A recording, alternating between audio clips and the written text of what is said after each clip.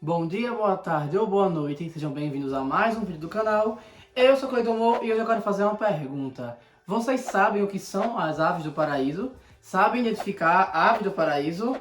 Bem, vamos falar um pouquinho desse grupo de aves bem peculiar, tá beleza? Vamos lá. Bem, então, primeiro, deixa eu propor uma coisa aqui. Vocês acham que qual dessas duas aves é uma ave do paraíso? Eu acho que já deu tempo suficiente. Deixa eu contar, tem que ver quanto tempo é que eu vou dar, né?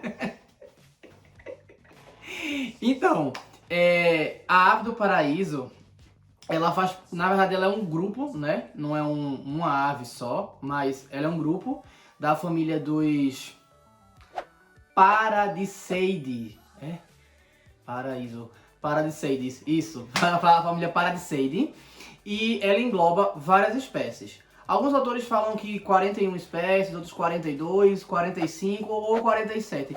Vamos pegar o maior número que a chance de estar mais atualizada é maior, né? Dentre elas, 15, 16 ou 17 gêneros, vamos ficar aí com esses gêneros, e duas subfamílias que tem nesse grupo. E basicamente o que elas são? São aves normalmente muito espalhafatosas, vamos dizer assim. São aves que têm características específicas de ter, por exemplo, as asas delas são arredondadas, a pontinha delas são arredondadas, normalmente. Elas habitam ali uma região perto da Indonésia e Papua Nova Guiné.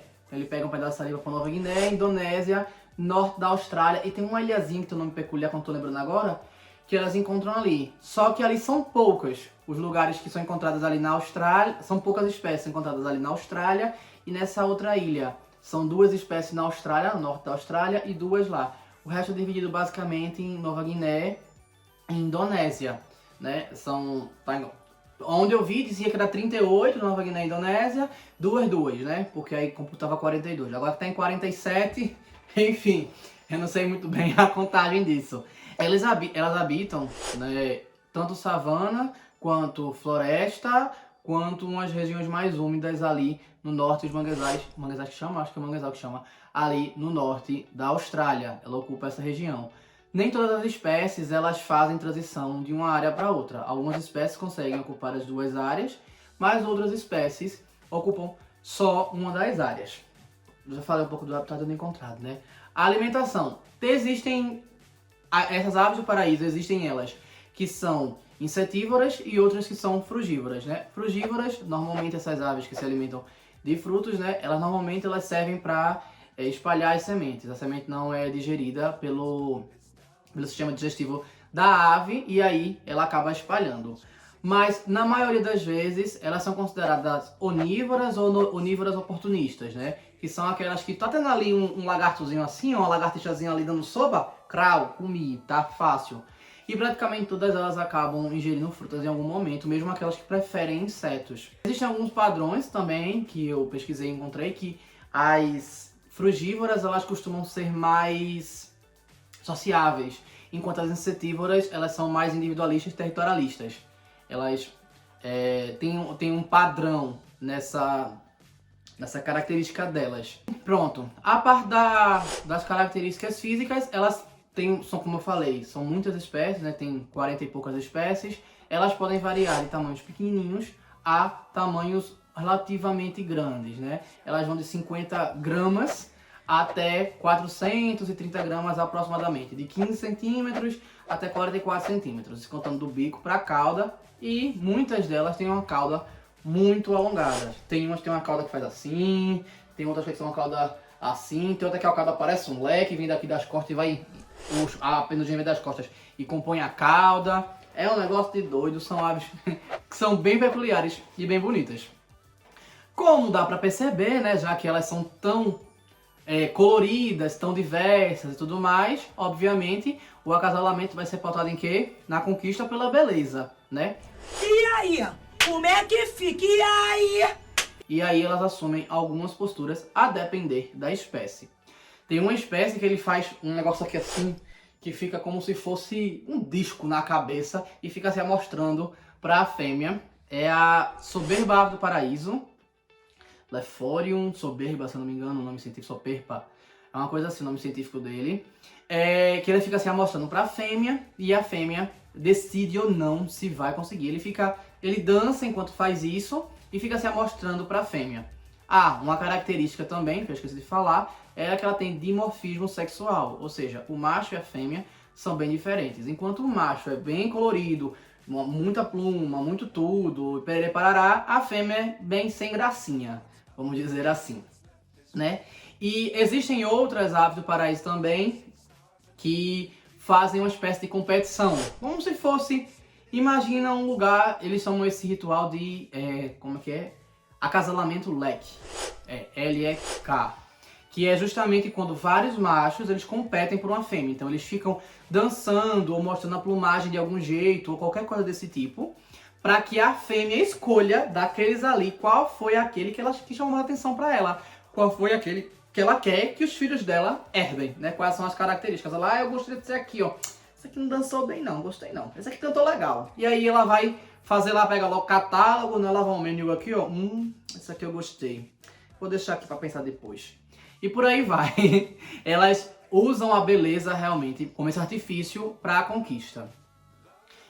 Como eu falei, existem várias espécies e já se relatou que a hibridização não é incomum. Apesar de elas fazerem parte do mesmo grupo, né? Como eu falei, a família do Paradiseides.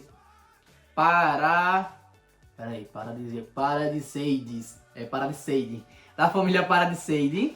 Eles podem cruzar entre eles, né? E nascem híbridos ali viáveis, né? No caso, seria a separação pós-zigoto, né? Não é pré-zigoto, com a separação é pós-zigoto, isso, em evolução, isso. Enfim, e aí toda vez que eles podem ter área de confluência, né, ter área que mais de uma espécie interage ali ou compete por alimentação ou qualquer coisa do tipo, eles podem ter um acasalamento aí trocado. Até porque como as fêmeas, uma das justificativas de alguns pesquisadores, que fala que como as fêmeas elas meio que são, vamos dizer assim, sem graça, os machos acabam tipo assim, é tudo igual. É tudo igual, então, pode ser essa daqui pode, pode ser essa. E aí, como quem escolhe é a fêmea, né? A fêmea que vai dar o golpe. Não gosto dos machos da minha espécie, eles são estranhos. Eu vou pegar da outra espécie ali e vou ver o que vai dar. E assim acaba acontecendo a hibridização. E como eu falei, acaba sendo viável e falam sobre talvez surgimento de novas espécies, entre outras coisas. As aves do paraíso, elas não são de repente apareceram aqui não. Elas recebem esse nome porque os locais falavam que elas eram tão belas que é como se elas viessem do paraíso, um paraíso terrestre, né? E se você pensa nos colonizadores realmente, quando ocuparam a região, né, quando chegaram para invadir, primeiro os humanos, os primeiros que chegaram, realmente os povos originários, devem ter ficado assim, embasbacados com o que viram, e o mesmo deve ter acontecido quando chegaram os colonizadores.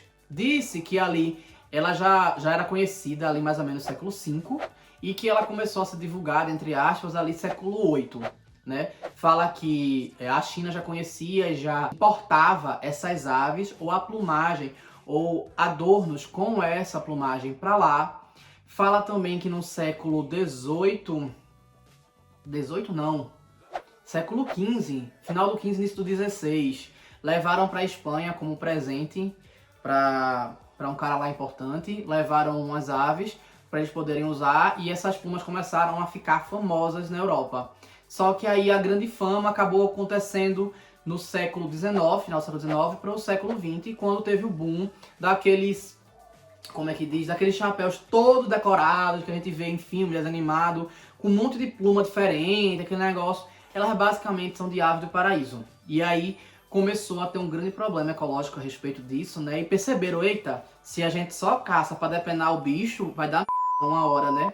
E aí por causa disso, fizeram leis para que protegessem essas aves, e hoje apenas para coisas tribais, né, nessas regiões, é que são autorizados caçar essas aves para tirar, né? Como tem um dos povos de lá que faz um casamento. Quando tem um casamento, o homem se veste com cocar das penas da cabeça da ave e a mulher com as penas da cauda, né? Para como se fosse simbolizar formando uma ave completa, para fazer ali no casamento deles. E eles também davam um golpe, porque Nessa região tem basicamente uma região de seca e uma região de chuva. A região de seca é entre maio e novembro e o resto do ano é a de chuva. E as aves do paraíso, elas ficam mais exuberantes na época de seca, na época do acasalamento. Né? E aí deixavam para caçar justamente nesse período para poder achar mais fácil os machos.